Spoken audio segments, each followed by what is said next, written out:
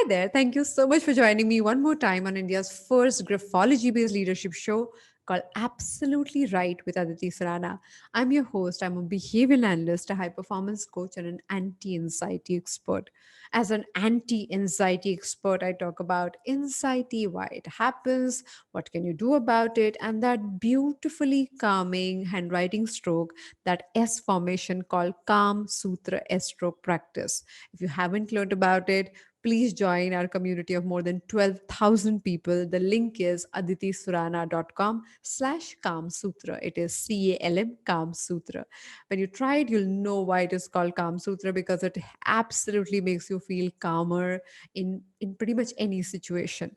So the other day I was conducting a session for a corporate client and I was talking about all of these things and somebody stopped me and asked this hard hitting question that Aditi, why does it matter to you that you speak about anxiety? And the very moment the person asked that question, I was teleported to a day, a moment where I personally had my struggle, my battle with anxiety.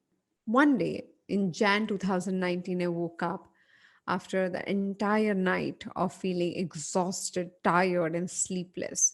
For a few months now, I had my heart palpitating, sweaty palms, that discomfort in socially connecting with people. And it was evident with every passing day, it was getting more and more difficult for me to be functional.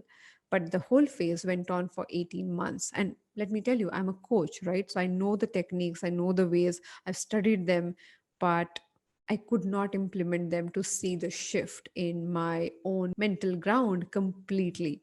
And this was a time I said, okay, enough is enough. I cannot continue to live my life like this. And there were a few decisions that I took after that moment, which were very definitive. And today I want to share three lessons that I learned from my anxiety story that might come handy when you walk down your path. Because I know no matter what people say about it, it is tough. It is relentless. It does not leave you. You have to sit there and figure out ways in which you can help yourself because no one else can in that sense. So, the first thing I learned is if you're anxious, that does not mean you're weak.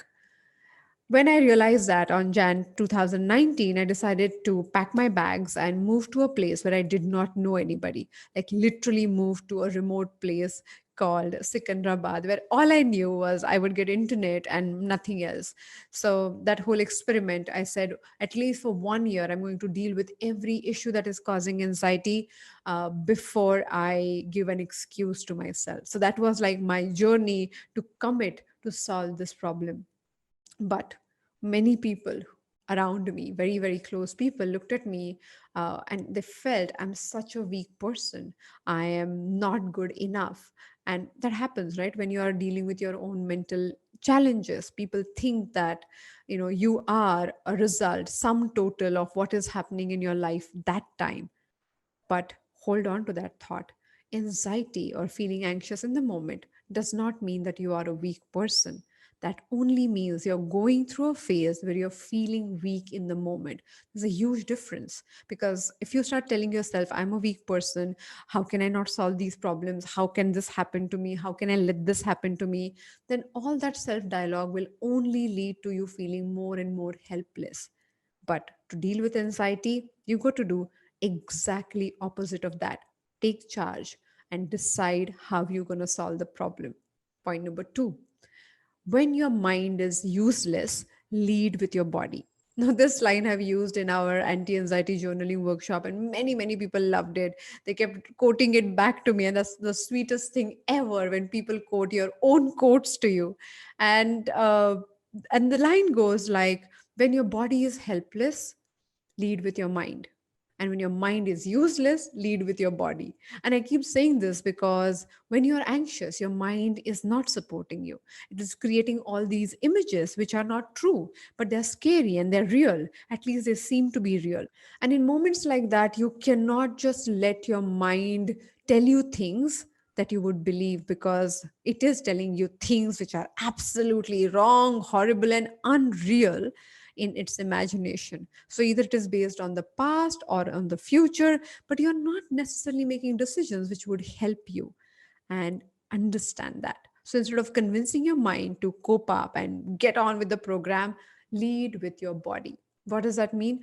There are many, many techniques. And when I moved to Secunderabad, I actually did that. I spent each month experimenting with a new technique and kept seeing what works for my body, what works for my mind. The techniques that you can learn from are very simple, and they just require your everyday attention. Learn something called grounding, walking barefoot in the park, your breathing techniques. If you like, try your yoga practice. If you are a person who can commit to journaling, I believe all of us can learn the three-step journaling process that we speak about. There are so many ways in which your body can function. The stroke that I spoke about, the Kama Sutra stroke, can actually help you move forward by inducing calmness in your body instead of thinking about the problem. But being a graphologist, I've seen how bodies are honest. They actually give away information about what's happening in your mind, right? Like hand and mind coordination. That's what I keep studying. And when you use body to calm itself, your mind follows the calmness. But if you expect your mind to be calm so that your body will feel calm, mostly that does not happen. Lesson number 3, do not give up no matter what. If you stand with you, and when if you don't have anybody else standing with you, that's enough. If you say, if my situation, my mental situation, my physical situation is not supporting me right now, what can I do? How can I solve the problems? Where are those people who have gone through these journeys and have still solved the problems? I'm going to go and connect with them. I'm going to find my own answers. When you take the charge and when you are in the driving seat, you don't require other people to necessarily support you. If they come along, great. But if you have your own back, if you decide to stand there and do everything in your capacity, this process, this journey is not that difficult. So, my friend, please don't give up on yourself. No matter what people say, how it feels in this moment, the solution is available. There are so many solutions available. And when I was tackling with all these problems, I spoke to experts around the world. I learned about anxiety a lot more, and in the process created a module that I wanted to build a video program on. And I was really, really committed to talk about this topic anyways. But then by the time I came back home in December 2019, it was just the beginning of the pandemic. In March 2020, when the pandemic started, we decided to start our first social initiative to help people with anxiety. And that couldn't have been possible without my personal journey. Sometimes you won't understand why things are the way they are, but your personal journey might find solution answers to other people. So please think about this. Don't give up only because you're not seeing the results today. I landed up creating that module. We have worked with so many people. I did 340 something sessions one on one during the pandemic to help people with anxiety. I don't think I could have done that without my personal journey. And these all things were happening for free. And we thought, as mental wellness warriors, we should do everything in our capacity. It led to some amazing coverage in some prestigious magazines and newspapers. We got messages from people almost on a daily basis to thank us for the kind of relief that they felt when people were going through COVID. They tried their stroke, they were feeling anxious, so that helped them calm their minds down. And the recoveries were amazing. But my favorite part was people who wrote notes about wanting to kill themselves changed their minds because they tried the stroke. All of this wouldn't have been possible if I wouldn't have gone through that tough, difficult, uh, unbearable journey, right? Because then it wouldn't have been that important for me, and I wouldn't have worked on it at the pace that I did. So there might be some reason behind why you're feeling the way you're feeling. So do not dismiss the lessons.